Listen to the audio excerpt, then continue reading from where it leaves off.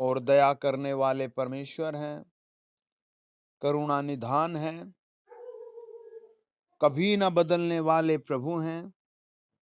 प्रभु आपका कोटि कोटि धन्यवाद करते हैं।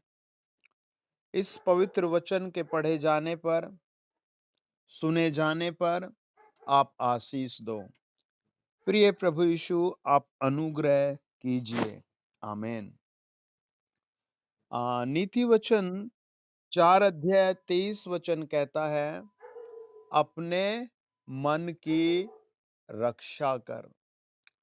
मतलब प्रभु ऐसे बात कर रहा है जैसे हम इस काम को कर सकते हैं।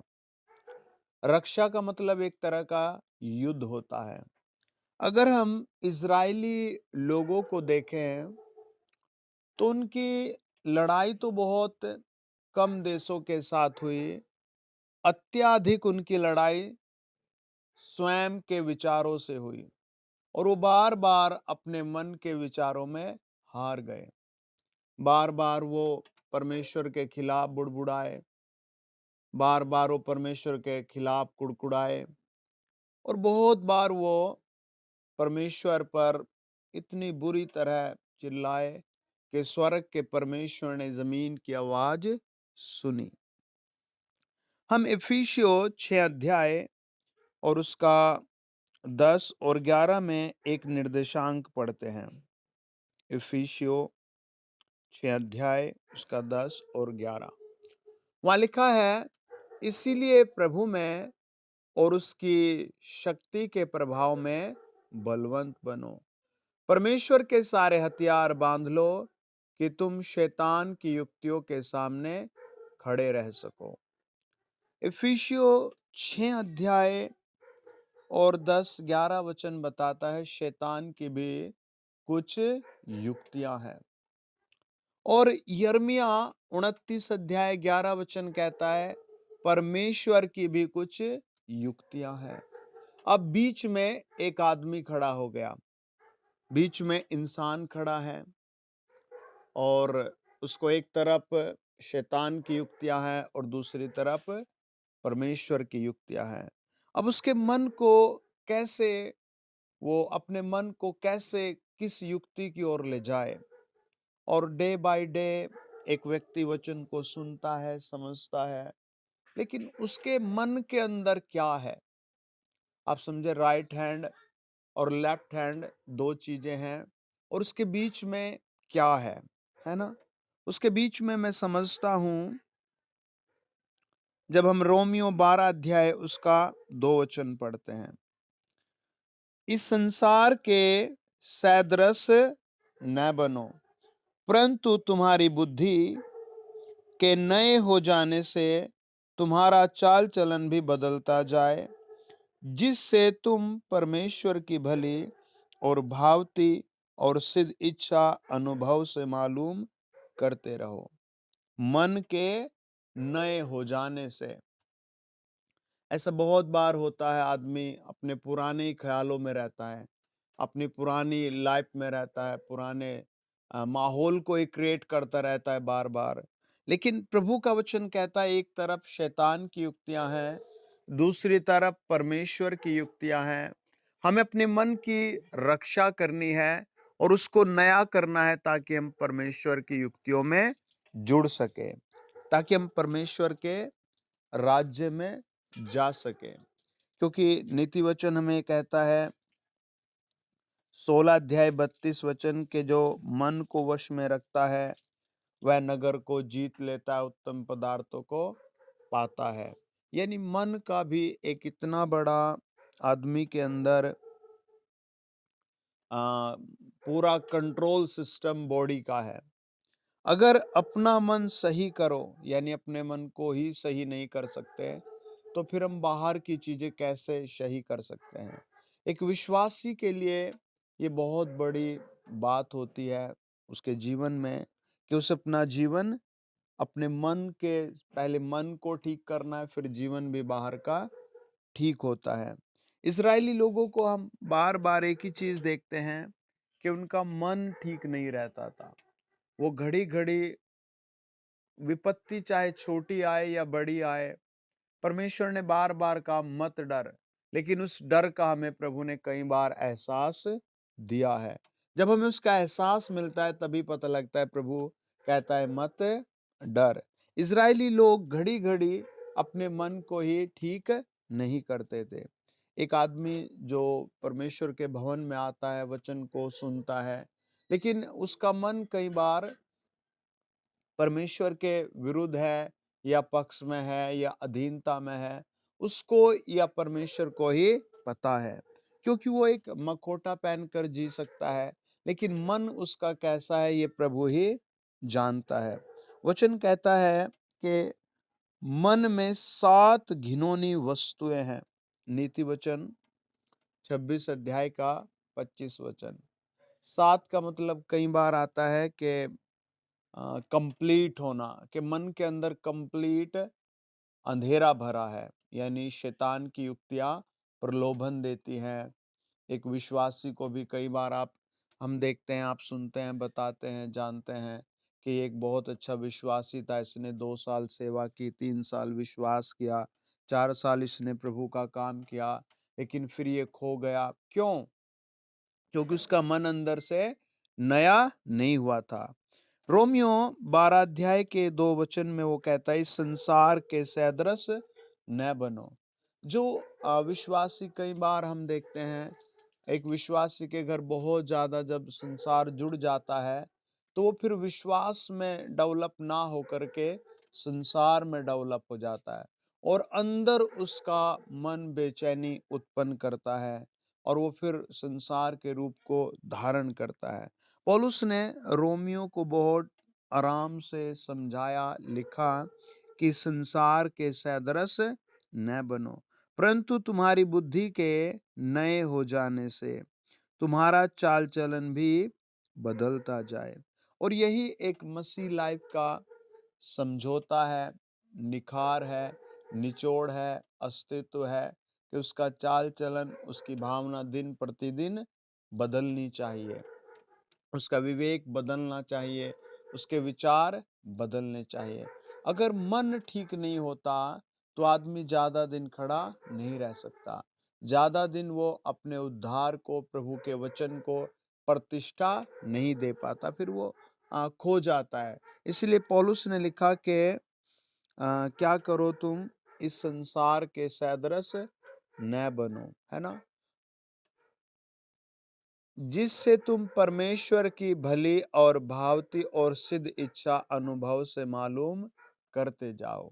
ये 2 बातें हमने जैसे पढ़ी, यिर्मयाह 29 अध्याय 11 वचन, के एक तरफ परमेश्वर की युक्ति है, और इफिसियों 6 अध्याय 11 वचन, एक तरफ शैतान की अपनी युक्ति है। और जब हम संसार में लीन हो जाते हैं, तो समझो कि आदमी फिर शैतान की युक्तियों को ही बार बार रिपीट करता है, या फिर वो उसके अधीन होकर काम करता है। हमें अपने मन को सही करना है, मन को सुधारना है, और मन को ही पवित्रता में जोड़ना है। जब मन अच्छा होता है तो शरीर, आत्मा, प्राण खुद ब खुद परमेश्वर में जुड़ जाते हैं। भजनकार बार बार इस बात को रिपीट करता है, जब हम वचन में देखते हैं, वो कहता है, पूरे मन से परमेश्वर को खोज। 119 के 7 वचन में, कि अगर परमेश्वर को तुझे खोजना है, आधे अधूरे मन से मत खोज। आप ऐसे समझे कि आपका एक तरफ बहुत बोझ से भरा हुआ कमरा है, जिसमें बुरे आपका सताव रहता है, बहुत चिंता रहती है, बहुत मन में आपके कल के, परसों के, आने वाले दिनों की बहुत सारी चिंताएं आपको, आप उस कमरे में जाते हैं और वहां दब जाते हैं। दूसरा कमरा आपका ऐसा है जहां आप परमेश्वर की स्तुति, आराधना और बिना मन के बोझ में रहते हैं। उस हालात में जीवन बदलता है, उस हालात में आत्मा और प्राण प्रभु में जुड़ता है। कई बार पूरा मन नहीं लगता, पूरा मन ना लगने से परमेश्वर भी आदमी को नहीं मिलता, बहुत समय लग जाता है, लेकिन परमेश्वर को पकड़ ही नहीं पाता।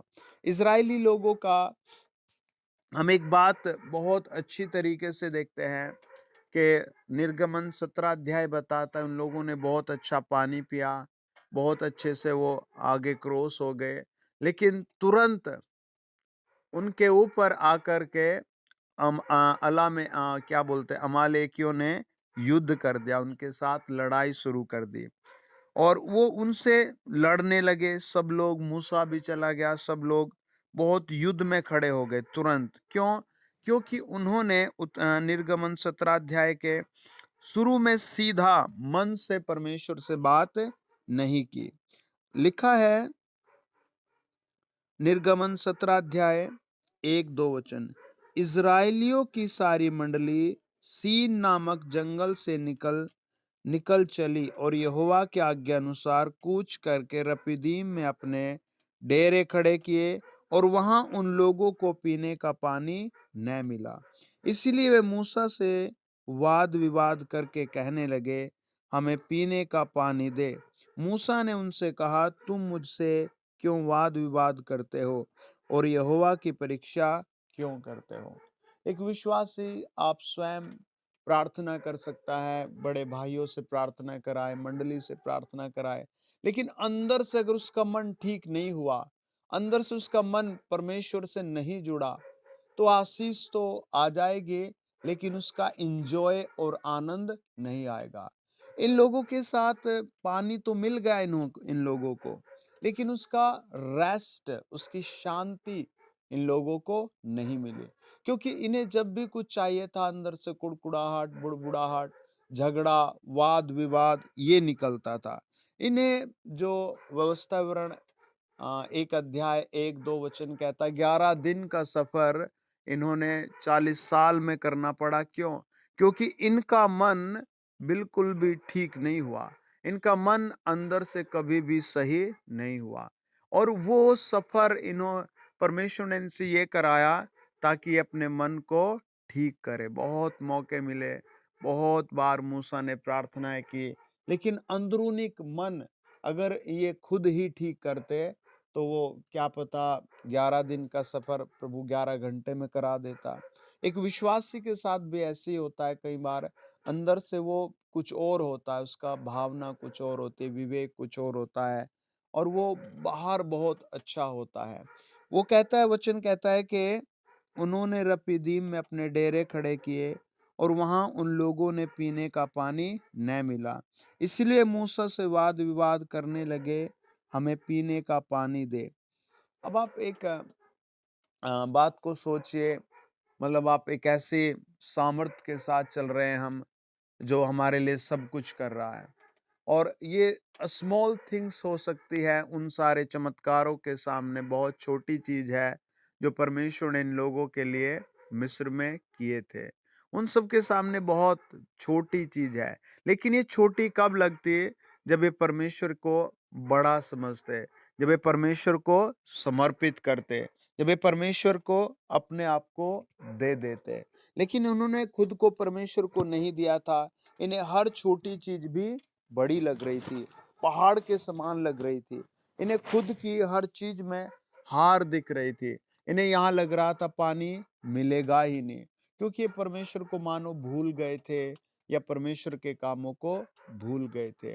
दो तरह की युक्तियां हैं, नंबर 1 शैतान की, नंबर 2 परमेश्वर की, या नंबर 1 परमेश्वर की, नंबर 2 शैतान की। अब कौन सी को कौन चुन रहा है, ये उसका हृदय अंदर मन को ही सारी बातों का पता है। और वचन बताता है परमेश्वर ने इनको पानी दिया। 3 कहता है, वहां लोगों को पानी की प्यास लगी, तब वे यह कहकर मूसा पर बुड़बुड़ाने लगे, तू हमें बाल बच्चों और पशुओं समेत प्यासा मार डालने के लिए मिस्र से क्यों ले आया है? तब मूसा ने यहोवा की दुहाई दी और कहा, इन लोगों में से मैं क्या करूं? ये सब मुझ पर पथराव करने को तैयार है। अब मूसा का भी आप ये समझिए कि क्या पता यहाँ इसका भी विवेक अब बदलने लगा है, प्रार्थना का भाव बदलने लगा है, क्योंकि वो एक ऐसे शब्दों में परमेश्वर से कह रहा है। वो कहता है, यहोवा की दुहाई दी और इन लोगों से मैं क्या करूं, है ना? मानो मूसा कुछ कर रहा था इन लोगों के लिए, है ना? लेकिन एक फीलिंग आती है जैसे वो बोझ को अब उठाना नहीं चाह रहा है, ये इस काम कोई करना नहीं चाह रहा। और गिनती 14 अध्याय में उसने क्लियर मनाही कर दिया, प्रभु ये मुझसे नहीं होगा। एक विश्वासी के अंदर की बात होती है, कई बार वो समझता है कि शायद मेरे ही कारण भवन चल रहा है, या मेरे ही कारण ये लाइफ चल रही है भाइयों की, या मेरे ही कारण सब कुछ चल रहा है। हम तो एस्तेर के समान प्रभु के आभारी होने चाहिए। एस्तेर को लिखा गया था पत्र कि अगर तू हमारे सपोर्ट में राजा से बात करेगी तो तू धन्य होगी, वरना हमें तो पता है परमेश्वर हमें बचा लेगा, लेकिन दुख की बात है, लानत है तुझ पर अगर तू हमारे लिए ना लड़े। तो वो लानत समझो कि एक विश्वासी के लिए अगर वो मन ठीक नहीं करता। मूसा ने परमेश्वर से कहा कि प्रभु तू देख ये मुझसे क्या कर रहे हैं, ये मुझ पर पथराव करने को तैयार है। यहोवा ने मूसा से कहा, इज़राइलियों के वर्द लोगों में से कुछ को अपने साथ ले ले, और जिस लाठी से तूने नील नदी पर मारा था उसे अपने हाथ में लेकर लोगों के आगे बढ़ चल। देख मैं तेरे आगे चलकर होरेब पहाड़ की एक चट्टान पर खड़ा रहूंगा, और तू उस चट्टान पर मारना, तब उसमें से पानी निकलेगा जिससे लोग पिए। तब मूसा ने इज़राइल के वर्द लोगों के देखते वैसा ही किया। मूसा यहाँ कह सकता था कि हे प्रभु हमें पानी की जरूरत है। इन लोगों को भी आकर के कहना चाहिए था कि हे मूसा आइए हम सब प्रार्थना करें, या मूसा प्लीज हमारे लिए प्रार्थना करें, पानी की कमी घटी है। लेकिन वो मन ठीक ना होने के कारण अंदर से ऐसे शब्द निकल रहे थे जो बहुत अजीब से शब्द थे, है ना। परमेश्वर का वचन कहता है वो बुड़बुड़ा रहे थे, वो वाद विवाद कर रहे थे, और वो परमेश्वर के मानो खिलाफ ही पानी के लिए बोल रहे थे। ये बहुत छोटी चीज है परमेश्वर के उन सारे कामों के लिए जो इन लोगों को अब जरूरत है, ये पानी के लिए। और देखो परमेश्वर कहता है मैं सामने पहाड़ पर खड़ा हूं, और तू बस लाठी मार, खुद ब खुद वहां से पानी आएगा। और ऐसा किया और पानी आया। लेकिन जैसी देखो घटना क्या घटी, परमेश्वर का वचन बताता है 8 वचन, इन लोगों ने पानी पिया और सब बहुत खुश थे और सब कुछ ठीक था। 7 वचन कहता है मूसा ने उस स्थान का नाम मस्सा और मरीबा रखा, क्योंकि इजराइलियों ने वहां वाद विवाद किया था और यहोवा की परीक्षा यह कहकर कि क्या यहोवा हमारे बीच में है या नहीं है। अब इसमें मतलब मूसा बहुत बेटर था, नरम था, दीन था, लेकिन इनके सारे कामों में वो भी एक तरह से इन्वॉल्व हो गया, है ना। कई बार एक भाई के कारण, एक बहन के कारण पूरा परिवार ही उस गलती में इन्वॉल्व हो जाता है। जैसे हवा के काम में आदम पूरी तरह लीन हो गया था। अब इन्होंने पानी तो मिल गया, लेकिन 8 वचन कहता है तब अमालेकी आकर रपीदीम में इजराइलियों से लड़ने लगे। तब मूसा ने यहोशू से कहा हमारे लिए कई एक पुरुषों को चुनकर छांट ले और बाहर जाकर अमालेकियों से लड़, और मैं कल परमेश्वर की लाठी हाथ में लिए हुए पहाड़ की चोटी पर खड़ा रहूंगा। अब यहाँ पर उन्होंने पानी मिलने के बाद कोई रेस्ट नहीं लिया, उन्होंने कोई आराम नहीं लिया, वो तुरंत युद्ध में चले गए।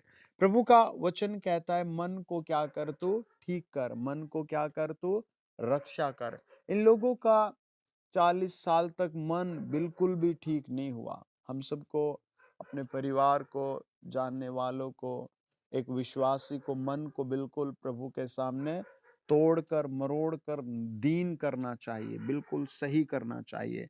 वचन बताता है जब हम भजन संहिता 138 और उसका 1 वचन पढ़ते हैं,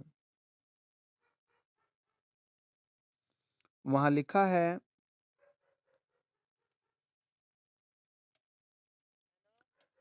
मैं पूरे मन से तेरा धन्यवाद करूंगा, है ना। कितने वो कहता है पूरे मन से, आधे मन से नहीं, पूरे मन से मैं क्या करूंगा, प्रभु तेरा धन्यवाद करूंगा। अगर वो पूरा मन कहता है तो कहीं ना कहीं लोगों का आधा मन भी होगा, है ना। वो आधा मन स्वर्ग नहीं जाने देता। अगर वो पूरे मन की बात लिखता है तो कहीं न कहीं दुनिया में आधा मन या उससे आधा मन भी लोगों का है। और लिखा है दाऊद का भजन, वो कहता है मैं पूरे मन से तेरा धन्यवाद करूँगा, है ना? पूरे मन से। कितना बड़ा मन होगा या कितने हिस्सों में बँटा होगा मन। वो कहता है मैं पूरे मन से, है ना, प्रभु तेरी आराधना करूँगा, प्रभु मैं तुझे भजूँगा। वचन बताता है कि कई बार ऐसा होता है एक विश्वासी के साथ कि वो अपने मन को नहीं थाम पाता और वो अपने मन में क्या कुछ उमड़ता है या क्या भर के रखता है, उसको स्वयं भी इस बात का पता नहीं लगता। बाइबल बताती है उत्पत्ति 6 अध्याय के 5 वचन में, यहोवा ने देखा कि मनुष्य की बुराई पृथ्वी पर बढ़ गई है और उसके मन के विचार में जो कुछ उत्पन्न होता है वह निरंतर बुरा ही होता है। प्रभु ने मतलब अगर प्रभु ना देखता तो ना पता लगता। अगर एक विश्वासी ना देखे उसके मन में क्या चल रहा है तो बुराई उत्पन्न होती रहेगी, बुराई उत्पन्न होती रहेगी, बुराई उत्पन्न होती रहेगी और उसको विश्वास से, परमेश्वर के घर से और स्वर्ग से बहुत दूर कर देगी। वचन कहता है परमेश्वर ने देखा कि मनुष्य के, है ना, कि मनुष्य के मन में जो भी उत्पन्न हो रहा है, जो विचार आ रहे हैं वो बुरे ही बुरे हैं। एक विश्वासी को भी अपने मन को प्रभु की उपस्थिति में लाकर, प्रभु के वचन में लाकर संगति में जांचना है, देखना है कि मेरे मन में क्या चल रहा है, मैं कितनी परमेश्वर की उपस्थिति में हूँ, कितनी गहराई में हूँ, मैं कितनी परमेश्वर की आज्ञाओं में हूँ, मैं कितना परमेश्वर के नजदीक हूँ, है ना? उसके मन को प्रभु ने जांच लिया कि इसके मन में क्या हो रहा है, बुरा ही बुरा उत्पन्न हो रहा है, बुरा ही बुरा है। अगर प्रभु ना देखता तो कितना बुरा होगा। अगर एक विश्वासी ना देखे, है ना, इन्हीं बातों से आप संसार से अलग होते हैं, इन्हीं बातों से आप संसार में विलीन हो जाते हैं, समा जाते हैं, खो जाते हैं। इन्हीं बातों से पूरा एक मन से पूरी गंदगी भर जाती है।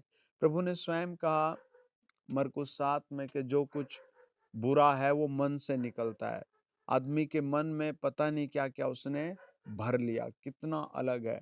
भजनकार कहता है जब हम भजन संहिता 146 को पढ़ते हैं, वो परमेश्वर के सामने अपने आप को बहुत नम्रता से जोड़ता है और कहता है, हे मेरे मन यहोवा की स्तुति कर, है ना? हे मेरे मन यहोवा की स्तुति कर। भजन संहिता 150 में वो मानो भजन संहिता 150 में वो पूरे मन से प्रभु की आराधना में नाचता है, मानो हाथों से, पैरों से, पूरी बॉडी से प्रभु की आराधना करता है।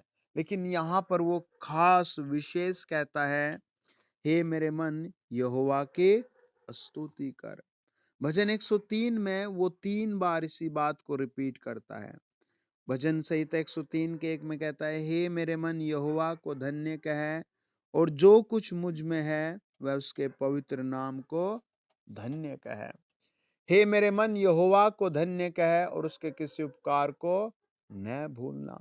मन को एक बहुत बुरी चीज है कि ये भूल जाता है, ये बार बार अपनी चीजों को भूल जाता है, चाबी को भूल जाता है, बार बार पते को भूल जाता है, लेकिन ये बुरी चीजों को नहीं भूलता, बुरे एड्रेस को नहीं भूलता, लेकिन ये अच्छी चीजों को, परमेश्वर के कामों को भूल जाता है। भजनकार कहता है, हे मेरे मन यहोवा को धन्य कह और जो कुछ मुझ में है वह उसके पवित्र नाम को धन्य कह। हे मेरे मन यहोवा को धन्य कह और उसके किसी उपकार को न भूलना, है ना? उसके उपकारों को वो मतलब देखो कैसे वो अपने मन से बात कर रहा है ना? कितना डिफरेंट है ये आपके और मेरे लिए समझना भी कि वो स्वयं से बात कर रहा है, मन से बात कर रहा है, स्वयं से कह रहा है कि हे मेरे मन प्रभु को क्या कर, धन्य कह। वो कहता है जब हम इसी के 22 वचन को पढ़ता है, हे यहोवा की सारी सृष्टि उसके राज्य के सब स्थानों में उसको धन्य कहो, हे मेरे मन तू यहोवा को धन्य कह। है ना? हमारे पास जो भी कुछ है, जो भी आशीष है, उन सब के लिए हमें अपने मन से परमेश्वर की ओर आ करके जाँचना है, ताकि वो परमेश्वर की युक्ति जो उसने हमें यिर्मयाह 29 के 11 में कही कि मेरे पास तुम्हारे लिए प्लान है, योजनाएँ हैं। लेकिन इफिसियों 6 के 11 में शैतान ने कहा कि मेरे पास योजनाएँ हैं। जब हमारा मन ठीक होता है, नया होता है, प्रभु की ओर देखता है, प्रभु की नरम उपस्थिति को महसूस करता है, तब हम परमेश्वर की उन महान युक्तियों में जुड़ जाते हैं। और वो आधे-अधूरे मन से नहीं हो सकता। वो कुड़कुड़ाते हुए मन से नहीं हो सकता। वो प्रभु की उपस्थिति से, स्वभाव से भागने वाले मन से नहीं हो सकता। कई बार हम कुछ भाइयों को बुलाते हैं, भाई मीटिंग है, आ जाओ, उपवास प्रार्थना करेंगे, आ जाओ। तो वो खुद से खेलते रहते हैं। ऐसा लगता है जैसे वो परमेश्वर को या मुझे धोखा दे रहे हैं, लेकिन वास्तव में उनका मन उनके भविष्य के लिए उनको धोखा दे रहा है। आखिरी कुछ वचन पढ़कर खत्म करेंगे। भजन संहिता